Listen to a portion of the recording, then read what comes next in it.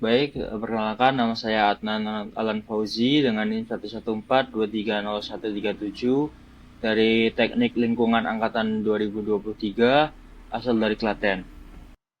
Perkenalkan, saya Hanifah Sinta Azhara dengan NIM 114230008 dari TL23. Saya Clarissa Zika Madenti dengan NIM 114230018 dari TL23. Perkenalkan, nama saya Valentina Kurara Sudanencas, NIM 114230008. Assalamualaikum warahmatullahi wabarakatuh. Perkenalkan, nama saya Muhammad Muiz Menantor 114230090 dari TL23 asal Sleman. Perkenalkan, saya Juan Faza Pondra, NIM 114230107 TL23. Halo semua, perkenalkan nama saya Muhammad Genta dengan NIM 114230108 dari TL23 asal Bengkulu. Saya dari kelompok 3 dari tugas kelompok kelas sistem manajemen lingkungan. Latar belakang dari konsep PDCA di PT Indosemen Tunggal Prakarsa adalah PT Indosemen Tunggal Prakarsa Tbk merupakan salah satu perusahaan semen terbesar di Indonesia yang memiliki aktivitas operasional dengan potensi dampak signifikan terhadap lingkungan, seperti penggunaan sumber daya alam, emisi, dan limbah produksi. Untuk memastikan keberlanjutan usahanya sekaligus menjaga kelestarian lingkungan, perusahaan menerapkan sistem manajemen lingkungan berbasis ISO 14001. Penerapan ISO 14001 mengacu pada siklus Plan, Do, Check, Act atau PDCA yang menjadi kerangka dasar pengelolaan lingkungan secara sistematis. Dengan penerapan siklus PDCA ini, PT Indosemen berkomitmen mengurangi dampak negatif lingkungan, meningkatkan efisiensi pemanfaatan sumber daya, serta memenuhi regulasi dan harapan stakeholder dalam rangka mewujudkan operasi industri yang berkelanjutan. Baik, selanjutnya untuk konsep ISO 14001 tahun 2015, yaitu konsep ini merupakan konsep dari standar internasional untuk sistem manajemen lingkungan. Pertama kali divalidasi tahun 1956 dan telah diperbarui oleh ini pada bulan September tahun 2015, dan konsep ini menyesuaikan isu lingkungan global yang terus berkembang. Konsep ini juga membantu organisasi meningkatkan kinerja lingkungan berupa efisiensi pemantauan sumber daya dan pengurangan limbah. Dan juga konsep ini juga memberikan keunggulan kompetitif dan meningkatkan kepercayaan pemangku kepentingan. Merujuk pada SNI 14001 tahun 2015, konsep model Plan, Do, Check, dan Act atau disebut PDCA mendasari pendekatan sistem manajemen lingkungan. Model PDCA menyediakan proses berulang yang digunakan oleh organisasi untuk mencapai perbaikan berkelanjutan. Hal ini dapat diterapkan untuk suatu sistem manajemen lingkungan dan untuk masing-masing unsurnya.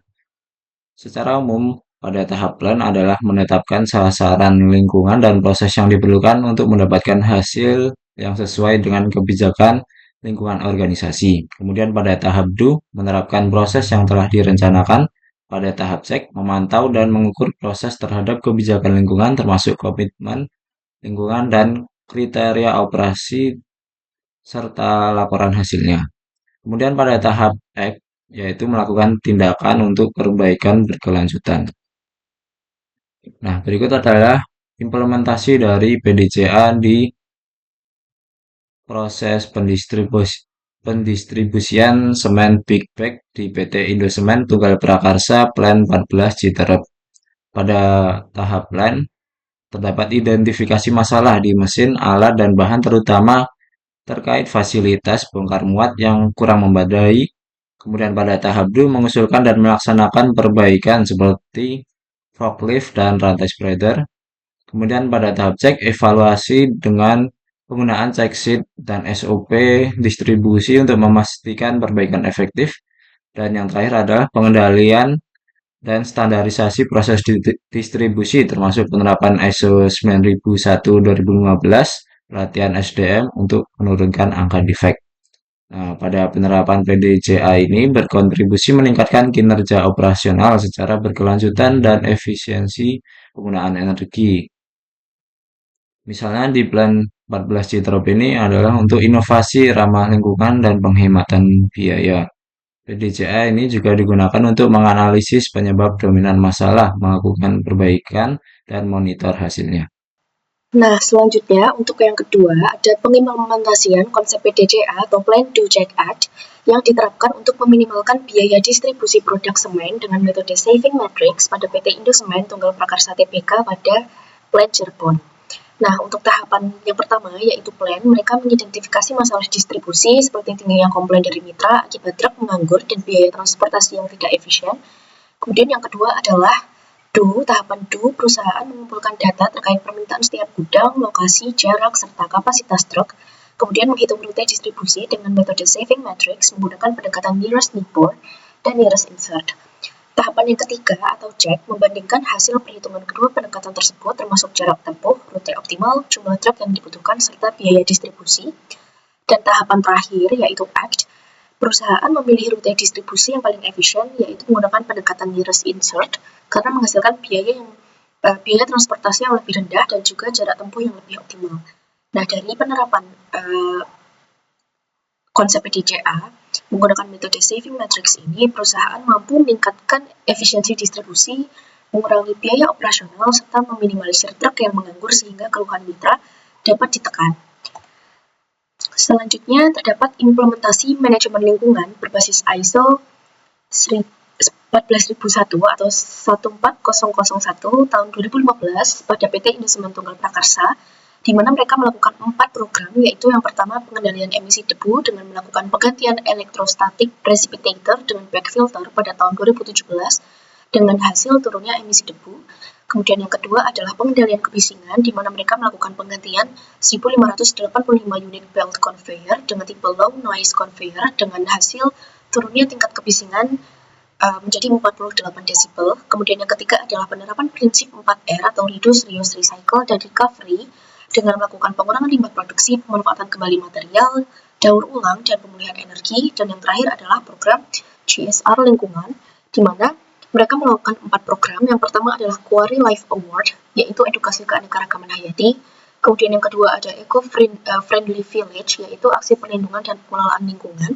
Yang ketiga adalah Climate Village Program, di mana mereka melakukan pencegahan dampak perubahan iklim dari program tersebut. Dan yang terakhir adalah Kampung Inspirasi Cilengkrang, di mana mereka melakukan edukasi masyarakat agar peduli lingkungan.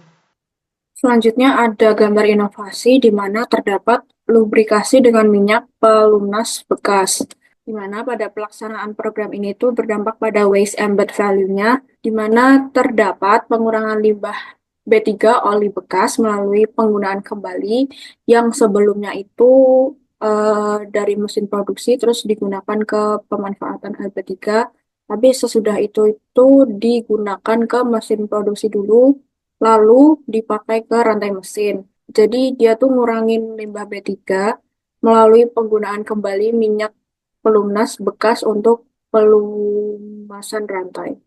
Setelah itu ada skema inovasi yang dilakukan pada penggunaan unit gas conditioning tower atau yang disebut dengan GCT, di mana sebelumnya itu menggunakan pompa yang bertekanan tinggi dan diganti pada pompa yang bertekanan rendah.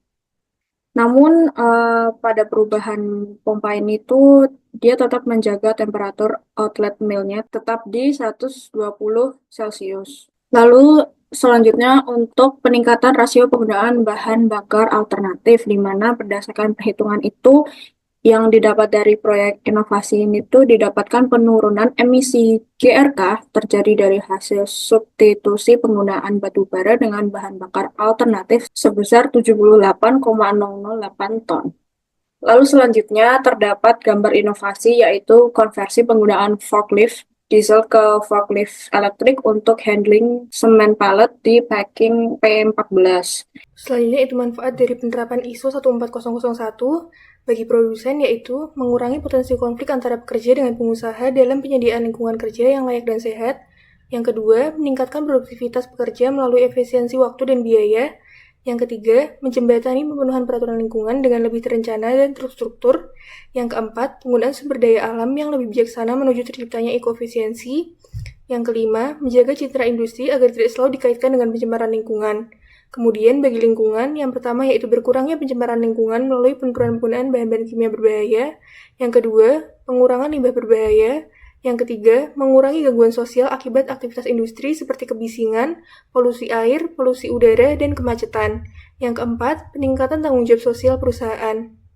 Hambatan untuk yang pertama ada masalah teknis dan operasional, kerusakan alat distribusi, misalnya sobeknya big bag, rusaknya rantai spreader, ceiling belt putus, forklift terbatas. Selanjutnya yaitu sumber daya manusia. Yang pertama ada kurangnya pelatihan dan keterampilan karyawan dalam operasional dan pengelolaan lingkungan kerja berakibat meningkatnya defek dalam distribusi semen. Yang kedua yaitu rendahnya pemahaman beberapa karyawan mengenai penerapan ISO 14001/2015. Lingkungan, pencemaran debu masih dirasakan masyarakat. Pengendalian kebisingan dari konveyor perusahaan belum sepenuhnya efektif. Selanjutnya ada manajemen dan finansial, perlunya biaya yang tinggi untuk investasi penggunaan teknologi ramah lingkungan atau conveyor low noise dan filter debu dan perawatan mesin yang sesuai standar ISO, sehingga perlu komitmen lanjutan dari manajemen. Oke, selanjutnya yaitu kesimpulan. Dari adanya implementasi ISO 14001 tahun 2015 di PT Indosemen Tunggal Prakarsa dapat disimpulkan bahwa yang pertama yaitu penerapan ISO 14001 tahun 2015 berbasis siklus PDCA di PT Indosemen Tunggal Prakarsa telah membantu perusahaan dalam mengelola dampak lingkungan secara lebih sistematis. Yang kedua yaitu tahapan PDCA yang membuat perusahaan mampu mengidentifikasi masalah, melaksanakan perbaikan, melakukan evaluasi, dan juga meningkatkan kinerja berkelanjutan. Yang ketiga yaitu manfaat yang dapat dirasakan perusahaan berupa efisiensi biaya distribusi, berkurangnya keluhan mitra, peningkatan kepuasan pelanggan, kepatuhan regulasi, meningkatkan kinerja operasional secara berkelanjutan, dan juga efisiensi penggunaan energi, serta citra perusahaan yang lebih baik.